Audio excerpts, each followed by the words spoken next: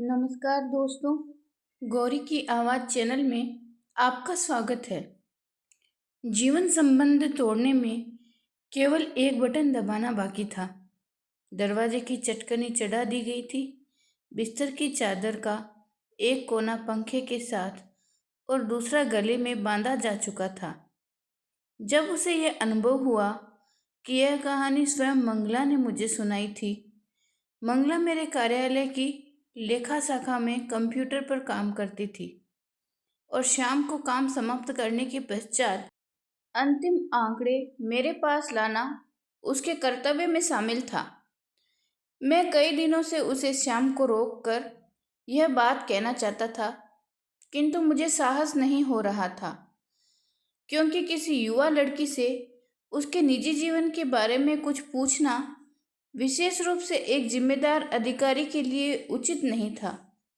फिर ऐसे कार्यालय में तो ऐसी बात करना और भी कठिन था। फिर किसी स्टेनो या लेडी क्लर्क को 2 बार से अधिक कमरे में बुला लेने से बाहर कई प्रकार की अफवाहें उड़ने लगती हों और दया दृष्टि का शब्द प्रत्येक जुबान पर सुनाई देने लगता हो।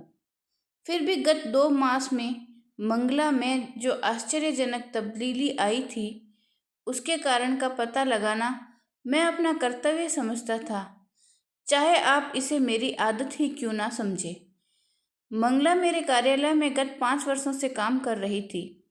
लंबे कद और मोतिये रंग वाली वह सुंदर युवती, कम बोलने परंतु मधुर वाणी वाली मंगला, जो अपने काम से ही काम रखती थी और जिसने कभी मुझे शिकायत का अवसर नहीं दिया, जिसकी न कभी किसी से कोई तकरार हुई न टकराव। सीधी सी लड़की, सादा लिबास, हल्के रंगों की साड़ियों पर लटकती हुई काले घने केसों की लंबी सी चोटी, चमकते बाल जो माथे और कनपट्टियों पर कुछ घुंघराले थे। उसमें ऐसा कोई आकर्षण नहीं था कि एकदम निगाह उसकी ओर घूम जाए। इसी कारण वह कभी ध्यान का केंद्र नहीं बनी थी। वह दफ्तर आते ही अपने काम में लग जाती, लंच के अवकाश में दूसरी लड़कियों के साथ कुछ हंस बोल लेती और सायंकाल अपने कागज समेट कर घर चली जाती। हाँ, गत वर्ष जब हमारे सेक्रेटरी के तबादले पर एक समारोह हुआ तो उसने मोरा का गीत सुनाया था। तब उसके इस गुण का पता लगा कि उसके गले में लोच और वाणी में बला की मिठास थी। उसकी आवाज़ असरफियों की भांति खनकती थी। इसलिए अब यह नियमित सा हो गया था कि सेक्शन में चाहे कोई छोटी मोटी पार्टी ही क्यों ना हो, मंगला से गाना सुनाने का आग्रह अवश्य किया जाता था। ऐसे समय वह साड़ी का पल्लू सिर पर ओढ़ लेती और संगीत की मूर्ति दिखाई लगती। उसके नाक की लौंग में चमकता हुआ नगीना यह चुगली जरूर खाता कि संभव है इस बर्फ के नीचे कोई चमकती हुई चिंगारी भी हो। इसी कारण जब इन 2 महीनों में मंगला में यह आकस्मिक परिवर्तन आया तो दफ्तर के दूसरे कर्मचारियों का ही नहीं, मेरा ध्यान भी उस ओर गया। पहले तो मंगला की केश सज्जा में परिवर्तन आया। लंबी चोटी के स्थान पर कटे हुए घुंघराले केस उसके कमर तक लहराने लगे। बाल बनाने वाले ने उसके मुखड़े के चारों ओर काले केसों का एक सुंदर फ्रेम सा बना दिया, जिससे उसका मोतियों का रंग और भी खिल उठा, मानो आबनूस की लड़की के भीतर हाथी दांत का फूल बना दिया गया हो। कुछ दिन के पश्चात मंगला ने हल्के रंगों के साड़ी ब्लाउज पहनने बंद कर दिए और उनके स्थान पर गहरे और शौक रंगों की जीन्स और जैकेट पहनकर आने लगी। जैकेट के बटन होल में वह कभी किसी और कभी किसी रंग का फूल लगाकर आती। चप्पल नुकीली एड़ी वाली सैंडल में बदल गई। पहले मंगला के शरीर से सदा कच्चे नारियल के तेल की महक आया करती थी, परंतु अब वह कोई बढ़िया तेज सेंट लगाने लगी, जिसकी महक दूर तक उसका पीछा करती रहती। लेखा विभाग के कर्मचारियों ने इस परिवर्तन को बड़े आश्चर्य से देखा और शायद यही कारण था कि मैंने भी मंगला को रोककर पूछ लिया था, वरना मंगला के तौर तरीकों में कोई परिवर्तन नहीं आया था। उसके उठने बैठने का सलीका काम करने का ढंग एवं समय की पाबंदी वैसी ही थी जैसे उसके पहनावे में परिवर्तन से पहले थी। चूंकि मंगला नए केस व वेशभूषा में कहीं अधिक स्मार्ट और सुंदर दिखाई देती थी, इसलिए उसमें इस आकस्मिक परिवर्तन की आलोचना अथवा टिप्पणी करने की अपेक्षा सब उसकी प्रशंसा ही करते रहे। हाँ, यदि कभी किसी ने पूछ लिया इस परिवर्तन का रहस्य क्या है, तो वह मुस्कुराकर एक ही उत्तर देती, यूं ही। क्या मैं बुरी लगती हूँ? इसलिए किसी ने उसकी ओर अधिक ध्यान देने की चेष्टा ही नहीं की। एक शाम जब वह कंप्यूटर के अंतिम आंकड़े मुझे देने के लिए आई, तो उसने कुछ अधिक तेज सुगंध अपने कपड़ों पर और बालों में लगा रखी थी, जिसकी महक से सारा कमरा सुगंधित हो गया था। मैंने उससे बैठ जाने के लिए कहा। मैं दूसरे कागजात देखता रहा और मंगला मेरे सम्मुख बैठी अपने बाएं हाथ से लंबे सुर्ख नाखूनों का निरीक्षण करती रही। यदि मंगला तुम्हें कोई आपत्ति ना हो, मैंने बात आरंभ करनी चाहिए। क्या कोई गलती हुई है? नहीं मंगला, तुमसे मुझे कभी किसी गलती की संभावना ही नहीं हुई। यूं ही मन में एक बात खटक रही है कि मेरे सामने वह कच्चे नारियल के तेल की महक वाली मंगला नहीं, किसी विदेशी कंपनी की कोई दिलरुबा स्टेनो बैठी है, और मैं ये सोच रहा हूँ कि यह परिवर्तन कैसे हो गया, ऐसा क्या हुआ है। यह तुम्हारा व्यक्तिगत मामला है जिसे पूछने का मुझे कोई अधिकार नहीं है, और चूंकि तुम्हारे अंदर इस परिवर्तन का कार्यालय के काम पर भी कोई असर नहीं पड़ा, इसलिए मुझे इस बारे में कोई आपत्ति नहीं है।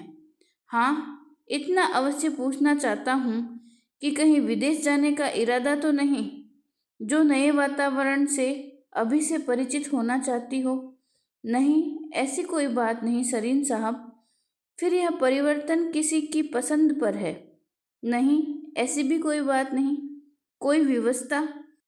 मुझे अपने आप से घिन आने लगी। मैं सोचती, क्या मैं इतनी ही बुरी हूं कि किसी की नज़र में जचती ही नहीं? मेरे माता पिता कब तक मेरा प्रदर्शन करते रहेंगे? मैं एक युवा पीढ़ी की लड़की हूँ, मेरा भी कोई स्वाभिमान है। मैं 26 वर्ष की युवती हूँ और कोई मुझे किसी परिवर्तन के लिए विवश नहीं कर सकता। किंतु एक पक्ष से आप इसे मजबूरी भी कह सकते हैं।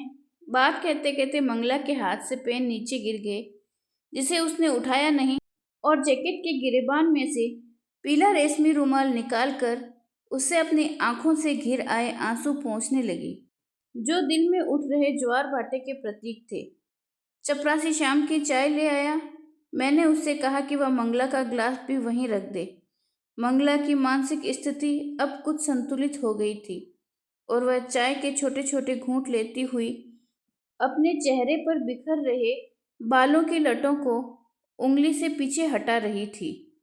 मुझे आज पहली बार मंगला से पता चला कि उसका पिता भी किसी मंत्रालय में काम करता था और 7 वर्ष पूर्व सेवानिवृत्त हुआ था।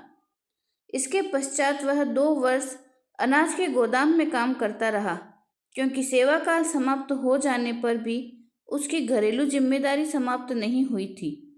इसके पश्चात उसकी आंखों का ऑपरेशन हुआ और वह अधिक सेवा योग्य नहीं रहा।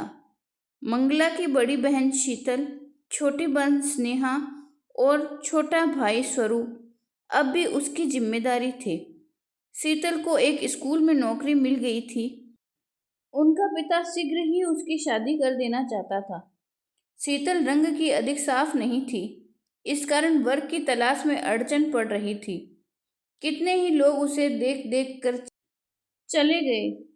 एक शाम एक लड़के के पिता मंगला के पिता से कहने लगे, ऐसी लड़की के रिश्ते के लिए तो आपको कम से कम 50,000 रुपये देने होंगे। वे लोग तो यह बात करके चले गए। शीतल के माता पिता सिर पकड़ कर रह गए। स्कूल में बहुत कम वेतन पाने वाली लड़की 50,000 रुपये की मांग पर विश्वास ही नहीं कर सकती थी। किंतु जब उसने रात अपनी माँ को पिता से बात करते सुना कि लड़की 27 की हो गई है और उसके हाथ पीले करने के लिए कुछ करना ही होगा, तो उसके पिता का उत्तर था, मेरे पास तो यह फ्लैट ही उम्र भर की बचाई हुई पूंजी है। यदि कहो तो मैं इसे बेच देता हूँ। शीतल अपने माता पिता की इस व्यवस्था को सहन नहीं कर सकी। उसने रात को कमरे का दरवाजा बंद कर लिया, बिस्तर की चादर पंखे के साथ बांधी और प्रातः उसका शव पंखे के साथ लटक रहा था। बात कहते कहते मंगला के हाथ कांपने लगे। चाय के ग्लास में जो 2 घूंट बची थी मेज पर गिर गई। सॉरी सर, कहते हुए वह अपने रुमाल से चाय साफ करने लगी। मंगला की बातों का रहस्य और भी गहरा होता जा रहा था। उस समय तक वह बीए करके इस कार्यालय में काम कर चुकी थी। छोटे भाई को भी कहीं थोड़े समय का काम मिल गया था। केवल स्नेहा पढ़ रही थी, पर हममें किसी प्रकार की कमी नहीं थी। शीतल के कारण घर को जो सामाजिक कलंक लगा था वह भी धीरे धीरे मिटता जा रहा था। अब पिताजी घर पर ही रहते थे और उनका मनपसंद काम मेरे लिए कोई अच्छा सा लड़का तलाश करना था। माँ मुझसे सदा यही आग्रह करती रहती कि सीधा साधा जीवन व्यतीत करूं, ताकि मैं आयु में बड़ी दिखाई न दूं। कोई यह ना कहे कि लड़की उम्र खा गई है। गत 2 वर्षों से तो जब मैंने 25वीं गर्भपात पार की तो माता पिता दोनों की मानो मेरा बोझ सिर पर से उतारने के लिए परेशान हो गए थे। वे नित किसी न किसी को घर आने का निमंत्रण दे आते, फिर मुझे अच्छे से वस्त्र पहनाकर चाय की ट्रे थमा कर उनके सम्मुख पेश किया जाता, परंतु बात कहीं न कहीं अटक कर रह जाती। माँ कहती, हमारी मंगला के संजोग अभी खुले नहीं हैं, और पिताजी का विचार था कि आवश्यक वस्तुओं के मूल्यों के साथ साथ लड़कों के दाम भी चढ़ गए हैं। मुझे अपने आप से घिन आने लगी। मैं सोचती, क्या मैं इतनी बुरी हूँ कि किसी की नज़र में जचती ही नहीं? मेरे माता पिता कब तक मेरा प्रदर्शन करते रहेंगे? मैं एक युवा लड़की हूँ, मेरा भी कोई स्वाभिमान है, मेरा भी अहम है जिसे नित ठेस लगती है। जब बड़े कमरे से माँ आवाज़ देती है, मंगला बेटी चाय ले आ, और मैं इस बहाने प्रदर्शन के लिए पेश कर दी जाती हूँ। आखिर मैं भी स्त्री हूँ, बिकाऊ माल नहीं हूँ, नौकरी करती हूँ। शादी ना भी हो तो मैं किसी पर बोझ नहीं हूँ। फिर मेरी यह मानहीनता क्यों हो रही है? कोई 3 मास हुए हैं। एक शाम किसी परिवार के लोग हमारे घर आए। माँ ने मुझे समझाया कि लड़का तुम्हारी आयु का ही है, तुम सलवार कमीज पहन कर आना, ताकि उम्र में कुछ छोटी दिखाई दो। मैं एक बार फिर प्रदर्शन के लिए पेश कर दी गई। ईश्वर का धन्यवाद था कि उन्हें मैं पसंद थी, किंतु लड़के के सभ्य पिता का कहना था कि उन्होंने गत रविवार को डिफेंस कॉलोनी में एक लड़की देखी थी। वह भी ऐसी ही सीधी साधारण लड़की थी। उस लड़की का पिता अपनी लड़की को फ्लैट देना चाहता था। आप अपनी लड़की को क्या देना चाहते हैं? हमें तो कुछ नहीं चाहिए, लड़का इंजीनियर है, इंजीनियर। प्रदर्शन के साथ ही बात भी समाप्त हो गई। मुझे ऐसा लग रहा था मानो मुझे खून की उल्टी हो जाएगी। उस रात मुझे शीतल बहुत याद आई। वह कितनी आसानी से इस प्रदर्शन से छुटकारा पा गई। मैंने भी किवाड़ बंद कर लिया, बिस्तर की चादर गले और पंखे में बांध ली। बटन दबाने लगी तो मुझे एक झटका सा लगा।